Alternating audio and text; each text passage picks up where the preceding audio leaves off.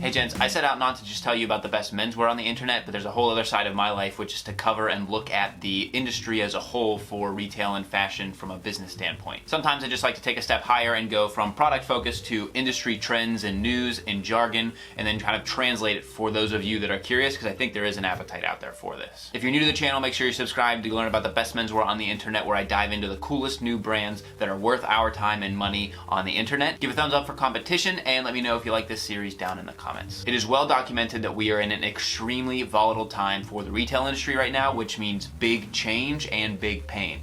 Did you know that there have been more bankruptcies in the retail sector in 2017 to date, this is May of 2017, than there were in all of 2016? It's crazy. I think most pertinent to my world and to the menswear world is the one that really could fall in the next year to 18 months, which is J.Crew. Now, all of these brands that you're seeing at the mall are really struggling. The competition that is coming in from the internet is very intense, and these big companies have to support large format stores, they have to support a lot of real estate and a lot of overhead. So J.Crew is having a really tough time competing in this new world, but it's not just them, it's everybody that's in the malls these days. You'll continue to see a lot of discounting at J.Crew. They're also focusing on some of their off-price stores as they open those up. It's okay to be excited about the discounts, but really it's just eating into their margins, their bottom line, which is ultimately going to be their demise. They are sitting on $2 billion in debt right now, and there's really no end in sight for how they can turn the company around, because they've been slumping on sales and their margins have been eroding over the past few years. So the first big warning sign is that you see a lot of discounts, and you continue to see a lot of discounts. The second one is store closures for underperforming stores, which they have been closing for the past few years,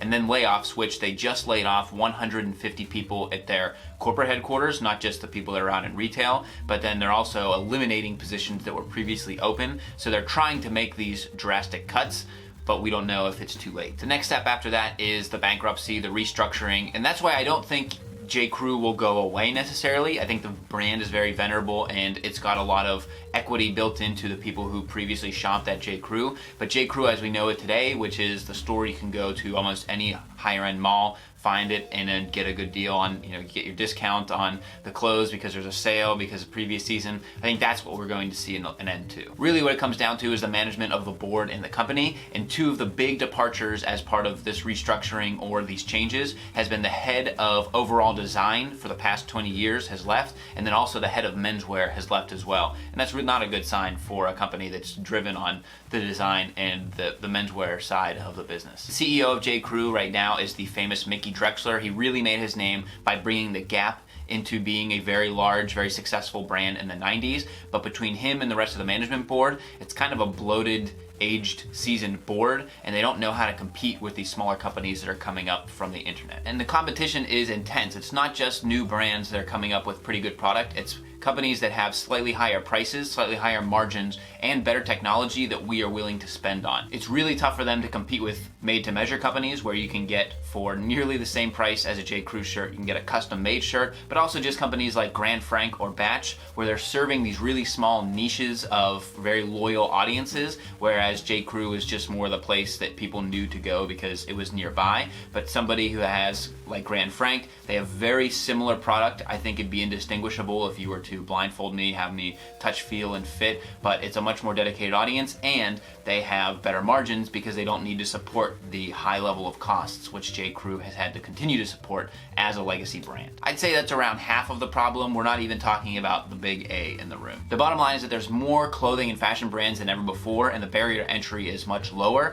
Previously, in the world where J.Crew was established, your competitive advantage was your investment in your real estate visibility. If you were able to invest a lot of money in stores, get into major malls, that was really your competitive advantage. But now, there really isn't that barrier for new brands. That democratized access to customers like you and me is really what makes this a force to be reckoned with. It's kind of like my channel. Previously, 10, 15 years ago, if I wanted to get this message out, I would have to go to a major TV network, invest a lot of money, or try and get on TV at a certain time and then tell you to tune in. But now I can upload to YouTube, and it's the same thing with clothing. Previously, if I wanted to start or sell a clothing company, I had to either get into a department store or I had to get huge investors in order to open up physical retail stores. But now it's as easy as a Shopify and an Alibaba account to just manufacture some clothes, ship it over, and then sell it right online. And then it's all about brand building versus the big investments that you needed to use to make. And along the same lines, it's all about differentiation. Clothing assortments used to be very regional and very specific and unique. So you used to go to each different state or each different country and you'd see something that was specific to that place because people would manufacture their clothes and ship it to a specific store. But now everything's the same, whether you're on the internet or in the stores as well. So you see the same assortment if you're in a J.Crew in Chicago, or if you're in New York, or if you're in Pittsburgh, or on the West Coast. J.Crew also occupies a middle of the market, which is a pretty good price tier, but a pretty good quality, and that's really disappearing. You're seeing a lot of people move down market to the H&M's and Zara's, where the clothes are just good enough, but the prices are so much better than J.Crew that it's really giving them a run for their money. So they either need to go up market with better clothing, better technology, and higher prices, or they need to try and compete on the much faster fashion model with lower prices and good enough quality, which I don't think they're willing to make that compromise. Happy to hear what you think of this series in the comments below. If you want a deeper dive video where I could go into more of the business of J.Crew and what has led them down this road, if you're interested in that, I could do that as well. Or maybe you just want me to keep unboxing things and talking about them, I'm happy to do that too. I've got great stuff coming for you, as always, great suggestions, and also make sure you check out my podcast that I do with Brock McGough, who is of The Modest Man. We talk about clothing, fashion, style, entrepreneurship, and we try to interview a company founder on every other episode, and so that's a pretty cool discussion that I have with him over on iTunes, Google Play, and a few other places. Of course, you can reach me on Twitter and Instagram if you have any questions or comments, and until next time, gents, this is the Kavalier.